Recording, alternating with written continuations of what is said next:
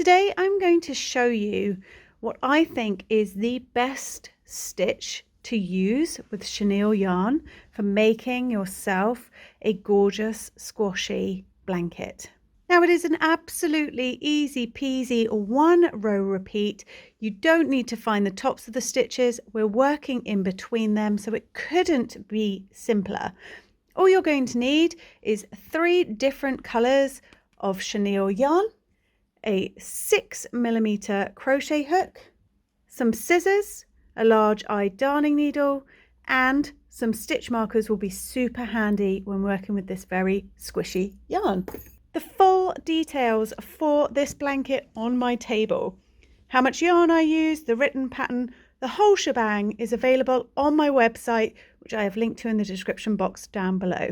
For this video, I am going to show you exactly how you do this beautiful in-between stitch and how to prepare your finished work for whatever border you wish to put on it. All right, let's jump straight on in. So with a 6mm hook and your chenille yarn, pop a slip knot onto your hook.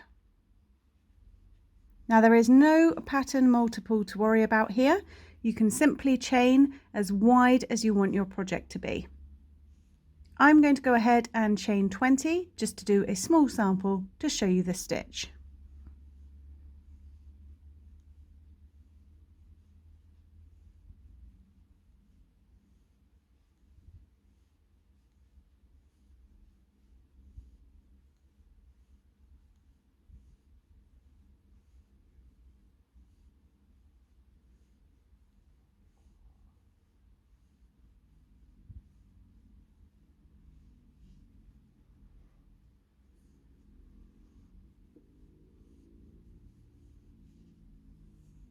Now, when it comes to working with chenille yarn, a lot of the trouble is seeing your stitches because it is so soft and fluffy. It's almost impossible to identify where you're going.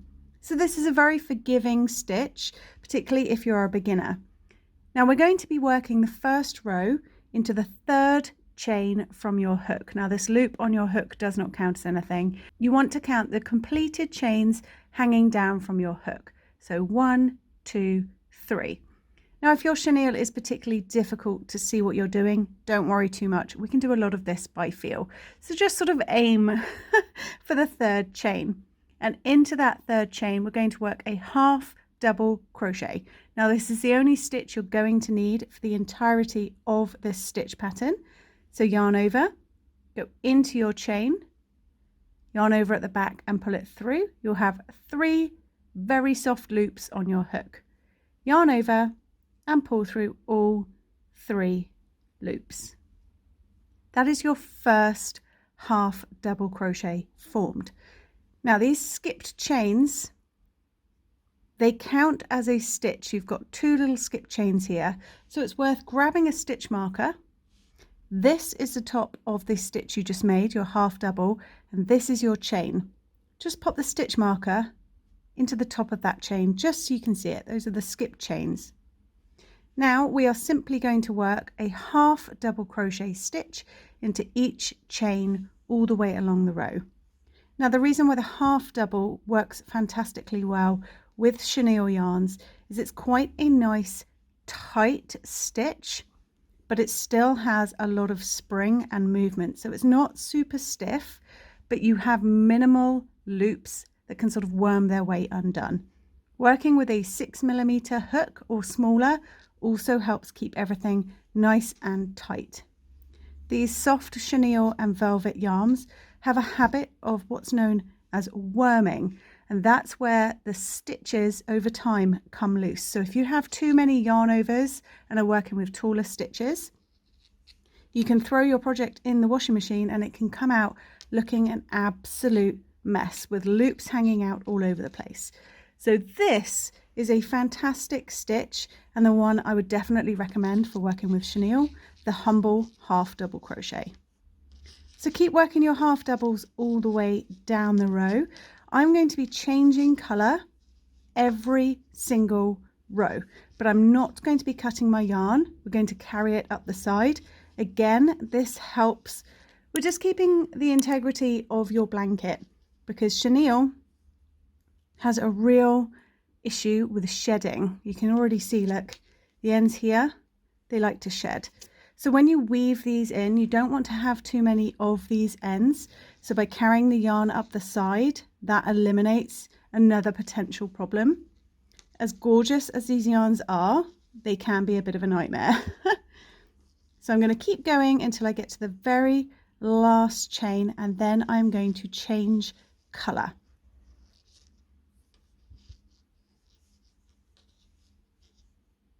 So this is my very last chain here. I'm going to begin the stitch, but I'm not going to complete it. So I've yarned over, go into that chain, draw up a loop. You'll have 3 loops on your hook. Now drop that color you've been working with, but do not cut it. As I say, we're going to carry it up the side just to eliminate any unnecessary tails for this yarn, and bring in your next color. And with your next color, leave a tail that you can weave in, so a decent long one, just in case it sheds later on. Pop that over your hook and draw that through those 3 loops on your hook. So we're going to leave this grey attached, and we're going to start working with this mustard colour. So as I mentioned, with chenille and velvet yarns, it can be very tricky to see the top of your stitches and where you're supposed to be working. So we are going to bypass that problem by not working into the top of any of these stitches at all. We're going to work in between them. So row 2 that we are about to do is the pattern repeat row. Now all that means is we're going to repeat this second row over and over and over until your project is the length that you want it to be. As I mentioned, I change colour each row, so I'll show you at the end again where to change colour and how to start row 3. So for row 2, you're going to chain 2, 1, 2, leaving everything attached. Now this can get a bit tricky. You may want to move all your balls of yarn over as you go. Turn your work, so just flip it. And we're going to ignore the tops of these stitches, and we're going to find the gaps in between them. So if you just sort of pull your work, you can see we have these gaps in between your stitches, and this is where we're going to work those half double crochets. So just as before, half double crochet, but bypass all the top and just aim for that gap in between the stitches.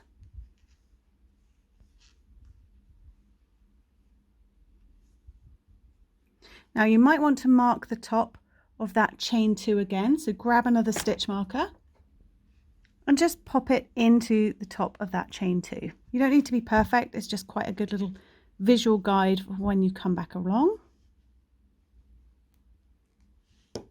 Now we're going to work half double crochets in between each half double crochet from the row below. This keeps everything nice and snug and tight without you having to fumble around trying to look for stitches. You can just poke your finger, run it along the back, and you can see exactly where to put the very next stitch. So just yarn over, go in where you've poked your finger. See, I'm just running my finger along. Go in between the stitches. Keeps it nice and dense while still being loose and snug. So keep going, a half double crochet in between each of those stitches from the row below.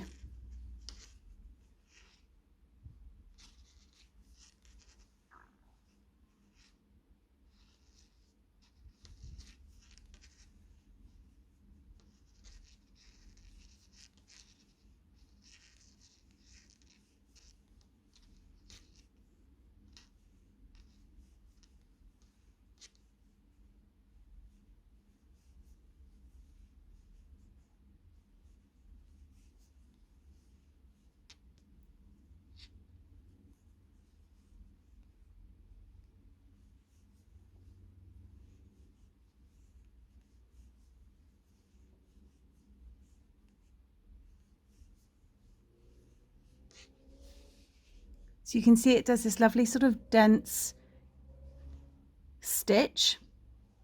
but without having to try and find the top V's. So I'm reaching the end of my row here, my half doubles, got another set here, and then to end the row we're going to put our very last half double in between this chain 2 and the first stitch of the row below, so this gap here, but we're also going to change colour at this point. So just as before, start the stitch, and when you have 3 loops on your hook, drop the yellow and bring in your next colour. Don't cut the yellow, leave it attached, and just draw through the new colour.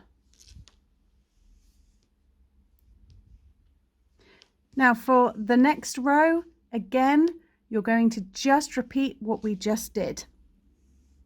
So with your new colour, chain 2. Now don't worry if this yellow from the row below is looking a bit loose. If you just pull that down a little bit snug, that'll be fine. Take out the stitch marker from the very first row and pop it into the top of the chain 2 that you just made. Now turn your work, and again feel for in between the stitches. Don't worry about these V's on the top, and just work your half doubles into the very first gap you find and every gap all the way along.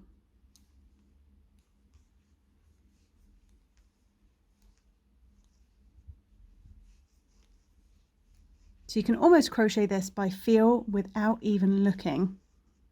So I'm running my finger along the back of the stitches like this, and then you naturally dip into where there's a gap, and that is where your next stitch goes.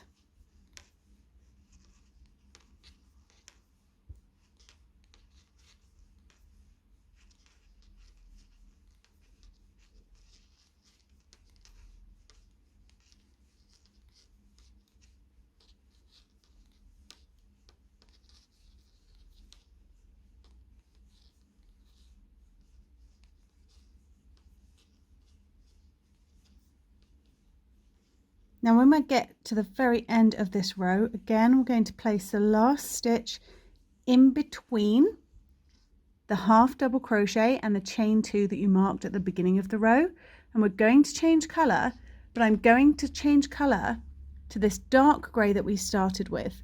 You still have the yarn attached, and we're going to do what's called carrying the yarn up the side. So I'm going to start my stitch, drop this pale grey, take out that stitch marker for a minute so it's out of the way, and then with the dark grey from the very first row, bring this up the side, yarn it over your hook and pull it through. Now just be careful that you don't pull it too tight. So once you've done that, just sort of flatten it out a little bit, because you don't want to pull it in so tight like that that it folds up your work. So just be gentle. Leave yourself a nice little sort of, it's flush, but it's not super taut.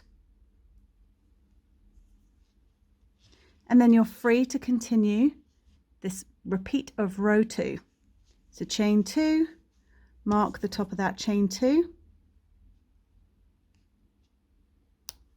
turn your work, crochet in between, half double crochets in between the half double crochets of the row below,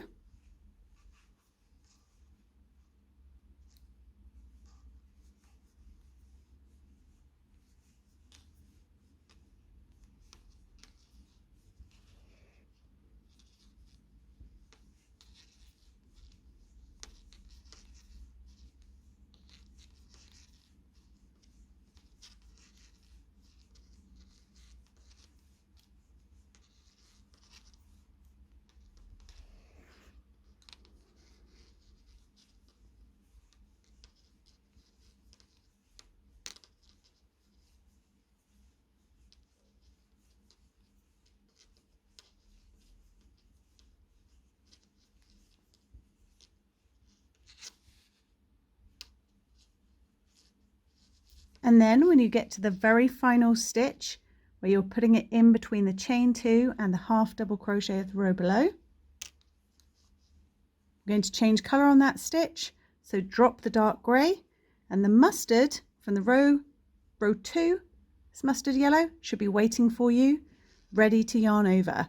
Now again, just be careful. So we're going to pull this one down to sort out this yellow stitch at the bottom, just to make it in line with the others. Then we're going to yarn over and draw it through, but don't pull it too tight. You can see how that's already folding in a bit.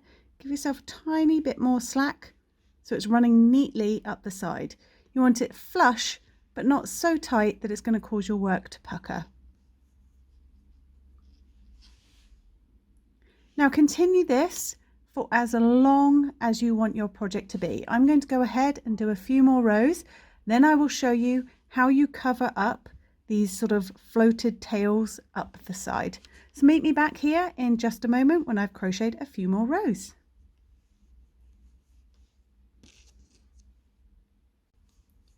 So I'm just finishing up my final few stitches of my very last row. So to finish, instead of changing colour in that very last stitch, I'm going to complete it as normal. So we finish with a half double crochet in between the chain 2 and the half double from the row below. Then chain 1 and snip your yarn, leaving a nice long tail to weave in, because remember this chenille sheds everywhere. Then pull it through, remove your hook completely and pull that tight. Now I've still got the other 2 colours attached to my work, so I'm going to do the same with those, just trim, leaving a nice long tail to weave in.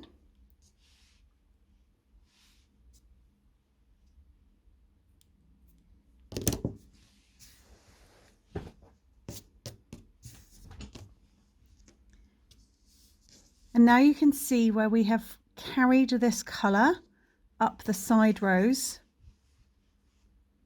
on the edge of the blanket. Now first things first, we've got some tails that do need weaving in. So grab yourself a large eye needle and we can weave these ones in first. Now be careful with this yarn, it sheds straight off like there's no tomorrow. Look, it's already shedding. So you want to be very, very gentle when you weave this in. Make sure where you've done your colour changes, just pull it down nice and snug. And then I'm going to follow this light grey, come back up underneath. Obviously you can weave in your ends however you wish. And I'm just going to run this along and hide it, this light grey in the light grey row. So I'm following my stitches back. Coming down them, going under them, just working this tail all the way and hiding it in my light grey stitches.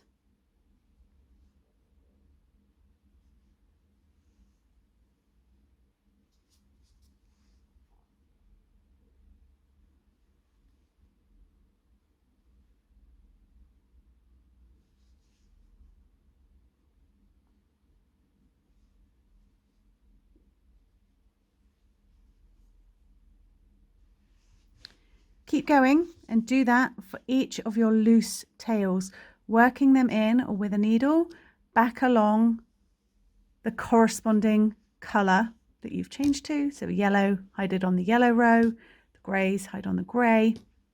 And then I will show you how to cover up these side floats ready for any border that you wish to put on your blanket.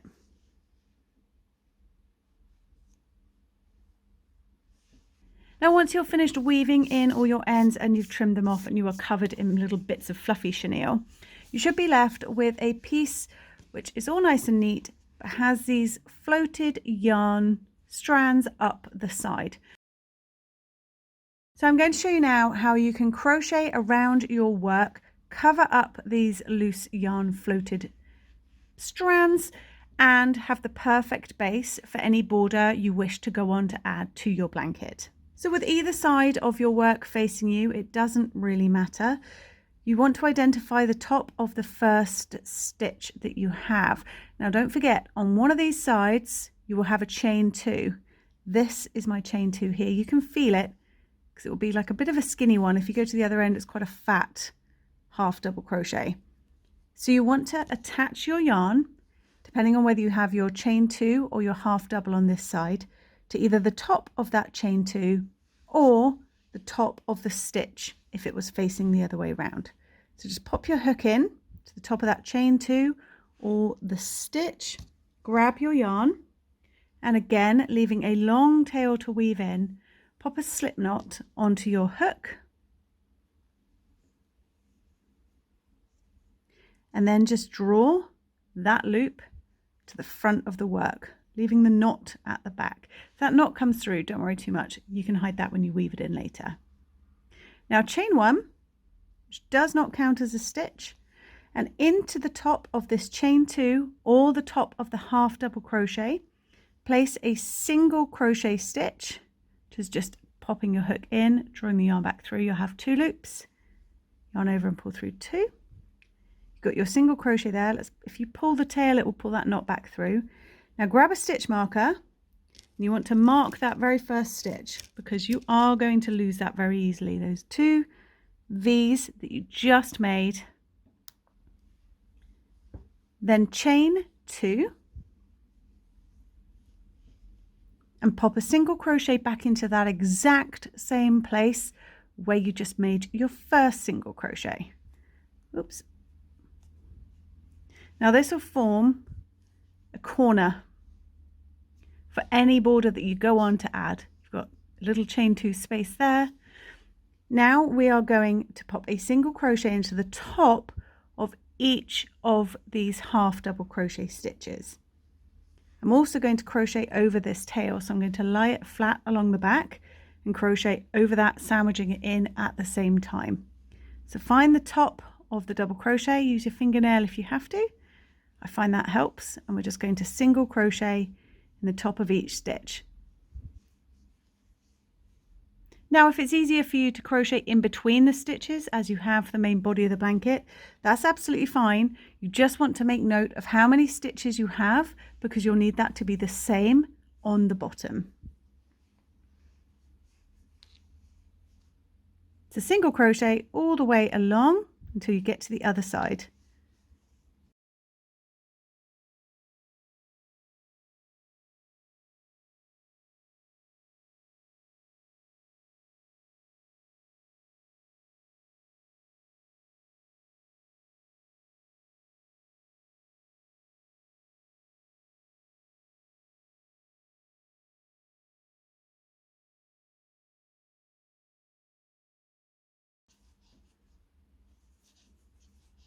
Once you get to the very far side of your blanket, in the very last stitch, whether it is the full stitch or the chain 2, we're going to do what we did on this other corner and place a single crochet into the top of that stitch.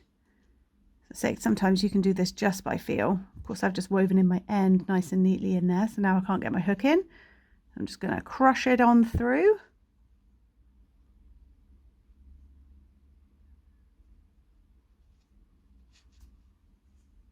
And I'm going to place a single crochet, chain 2, and single crochet back into that same place. Now grab a stitch marker and pop it into that chain 2 space, just so you can identify that corner when you come to do any future border.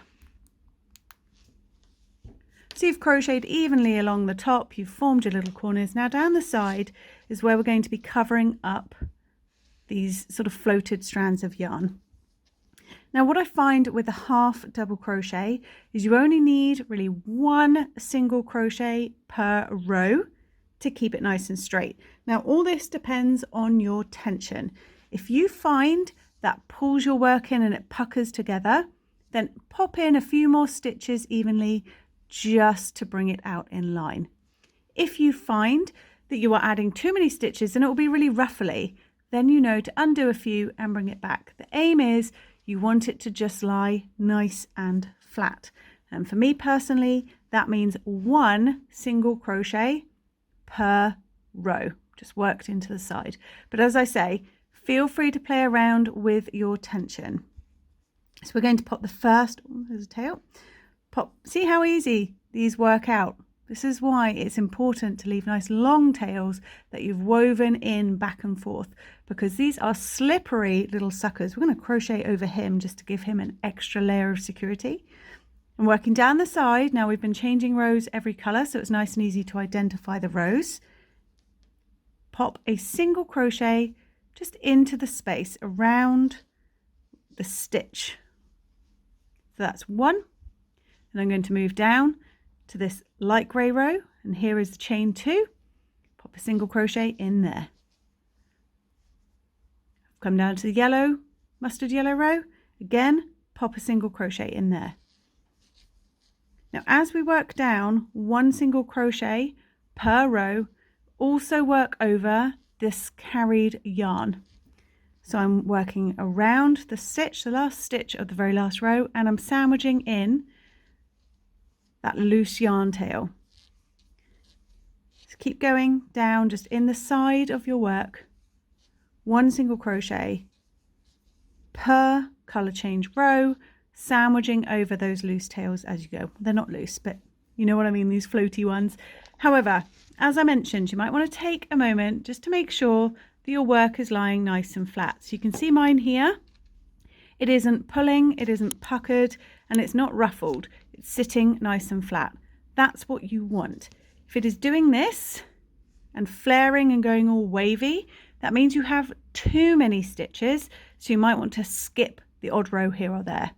If it is pulling in super tight and it's curving in like this, that means you haven't got enough stitches and your tension's probably a little different to mine, so you might want to occasionally pop in, instead of just the 1, pop in an extra stitch. Maybe have 2 on each row. You have a little play around, but just lay it down. That's the trick. Make sure that it's lying flat. Then you know you have the right amount of stitches.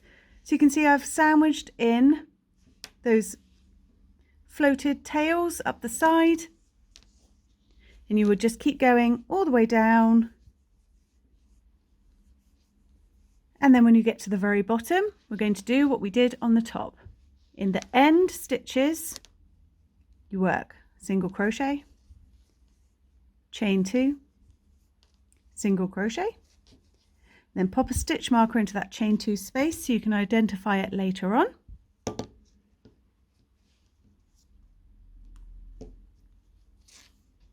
Then single crochet in every chain all the way along the bottom.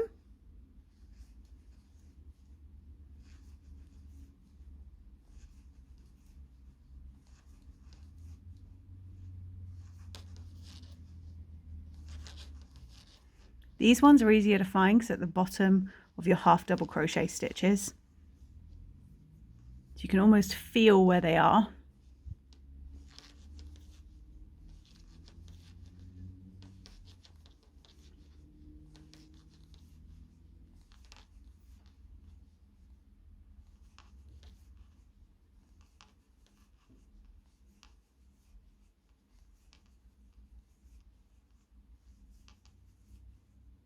Then in that very last stitch, single crochet, chain 2, single crochet back into that same place and mark it with a stitch marker so you can identify it later.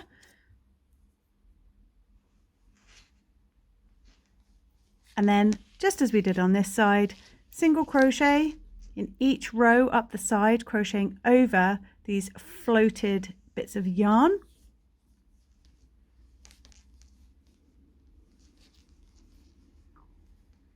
So you're sandwiching everything in nice and neat.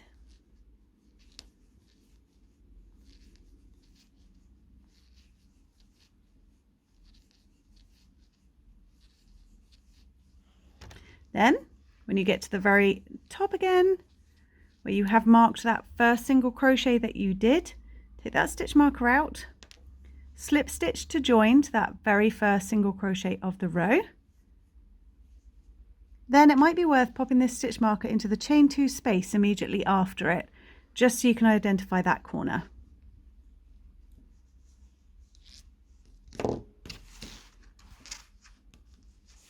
And then you have your piece prepped and ready for whatever border you wish to go ahead and put on it.